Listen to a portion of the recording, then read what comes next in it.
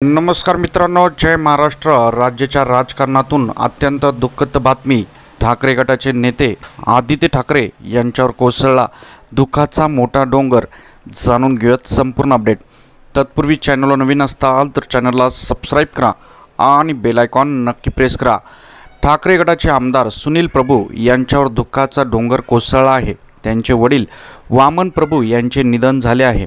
याबाबत आदित्य ठाकरे यांनी दुःख व्यक्त केलेले आहे। शिवसेना नेते आमदार सुनील प्रभूजी यांच्या वडील वामन प्रभू यांच्या निधनाचे दुःख हे खूपच मोठे आहे। त्यांच्या आत्म्यास चिरशांती लाभो व प्रभू कुटुंबियांना या दुःखातून सावरण्याचे बळ मिळो हीच ईश्वरचरणी प्रार्थना आहे, असे आदित्य ठाकरे यांनी ट्विट केलेले आहे।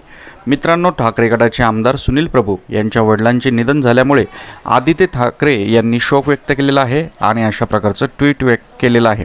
आपण देखील कमेंटमध्ये त्यांना भावपूर्ण श्रद्धांजली अर्पित करू शकता। अत्यंत दुःखद बातमी। जय महाराष्ट्र।